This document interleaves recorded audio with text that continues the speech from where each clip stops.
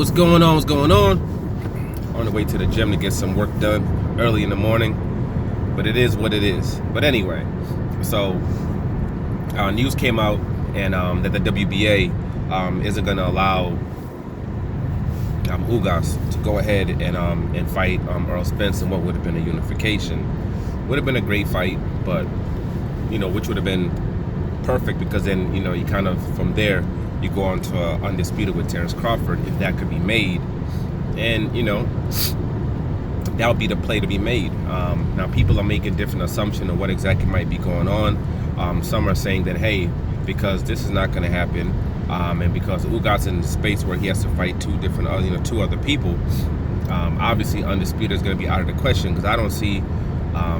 Me personally, I thought Earl Spence should stay at 147 pounds. That's where all the big fights are. But it seems as if physically it's not going to be possible probably for him to do so. I guess he's having a very difficult time making the weight.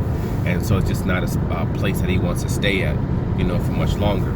So due to that, I just don't see him waiting another year and a half, to move up in weight.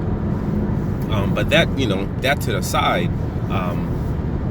people are thinking, okay, because that can't happen, that okay, it looks as if, and he wants to just pretty much fight champions, that him versus Terrence Crawford would be the fight that would be made.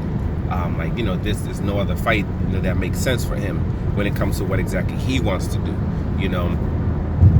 Because of the eye injury, because of the long layoff, me personally, I'd want him to go fight maybe his mandatory, IBF mandatory, then after that, then go into a Terrence Crawford fight. But, most people are saying that, hey, this is probably going to be the fight. Another thought process is that we have Keith Thurman, who's supposed to be fighting in, I believe, in January.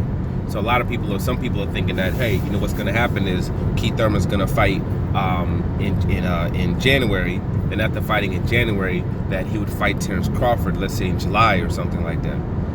Then after fighting, not Terrence Crawford, he would fight, Terrence Crawford, Thurman versus Crawford in July.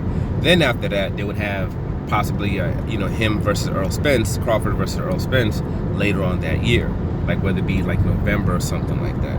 And, that's what would happen when it comes to that.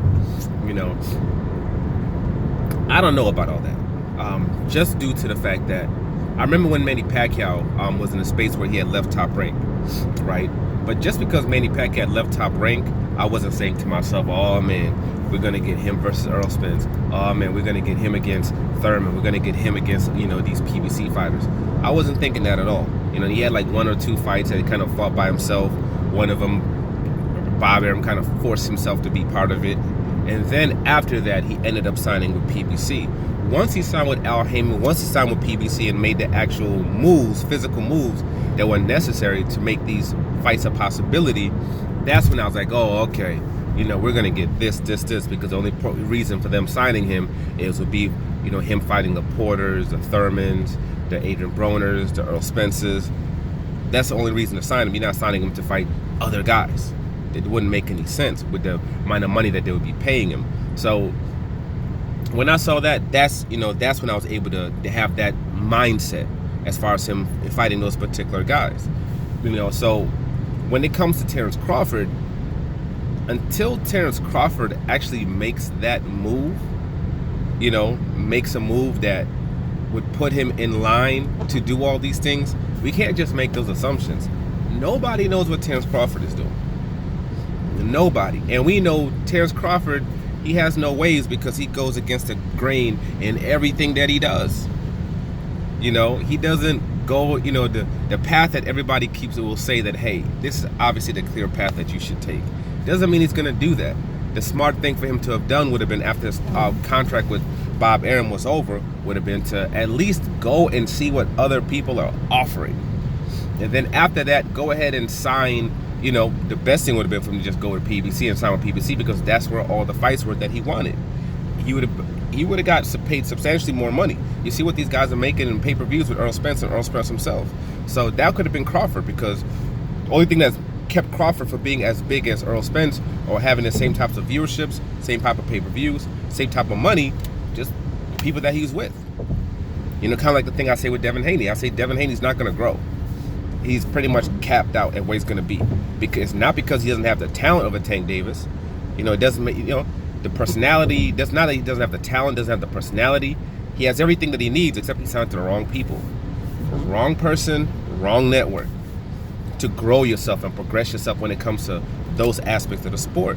So we have to actually wait to see when he makes his move. That's why I said when he was screaming out, I'm looking for the big fish, I'm looking for the big fish. That wasn't a good thing to me.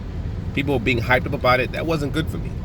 Because if you're already talking to the big fish, you wouldn't be looking for the big fish. You're already talking to his representatives, you wouldn't be, quote, looking for him. That means, they probably don't have anything set right now. So until I hear that news, I'm not making any assumptions of what this man's going to do or what the plans are going to be or what could be next. None of that whatsoever. This could be a thing where Errol Spence, if he was staying at 147 pounds, he could be fighting his mandatory. After fighting his mandatory, he could be fighting Keith Thurman instead. And which would be a big pay-per-view for him versus Keith Thurman. That would be a big pay-per-view. That's, if Thurman can come out and have a good performance, that's 350,000 plus pay-per-views. Easy. With the way that man Thurman talks, with the backstory between those two and the things they've gone through, that's an easy sell. That's a huge gate. That's a huge pay-per-view. That's ridiculous amounts of money. It could go that way. Then after that, he could fight Ugas for unification. I'm saying if he was staying at 147 pounds, if he's like, you know what, let me tough it out, let me suck it up, let me just be at this weight class for another year and a half. If that's what he decided to do, and then after doing that, then he could turn around and be like, hey, what you want to do, Crawford?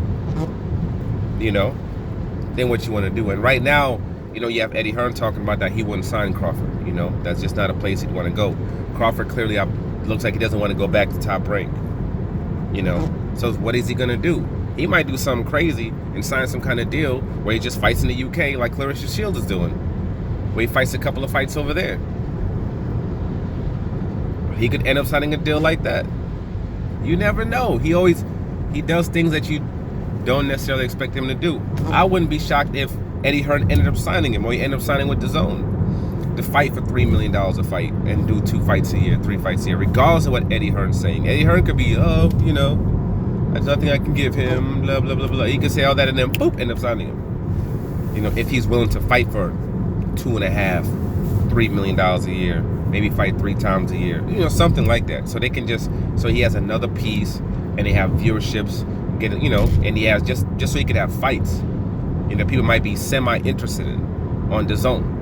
In the American market, even though he wouldn't be fighting anybody. And then you can do the whole thing. Oh, they're scared to fight him. They don't want to fight him. We're willing to give Errol Spence $10 million. I mean, you can do that whole spat. You don't know. So I'm not going to just put it to the wayside just because Eddie Hearn said he's not going to do something that he's, quote, not pursuing it or trying to finding a way to get it done. He might do something moronic and sign with Golden Boy for all I know. And go that route. I wouldn't be shocked. I honestly wouldn't be shocked. So I say the best thing to do is kind of just wait and see what exactly he does. What way he decides to go, who he ends up signing with, what path does he take. Then once that happens, then everything kind of just bam, bam, bam, bam, falls clear. Because once that happens, then we'll know. Because if he does something with other people, we know it ain't happening. I see Errol Spence maybe do 1 fight, boom, up to 154. Well, he might just drop the belts and go. If he doesn't see a certain route to him getting what he wants, he might say, forget all this and just go up. And I think what's going to happen with Castano and Charlo's, I think they're going to do a unification. Charlo's going to become undisputed. And I wouldn't be surprised if he dropped 1 or 2 of the belts. Since Errol Spence is coming up, because I don't see those two fighting each other. People, they both have the same coach. His coach has brought him to this point. I don't see that happening. They would have to break up that relationship. He'd have to break up the relationship with the coach that got him to where he's at right now. That might be getting him to undisputed if he does everything right in this next fight. Break that up pretty much permanently, because it's going to be, how are you going to go and back into the same gym after you fought against each other and this coach has basically planned against you, and fought and went to battle against you? It doesn't make any sense. So, but we'll see what happens. But for now, all these assumptions about what he's gonna do, we can put all that onto the shelf until we see what this man is doing. Like, subscribe, share. I'm out.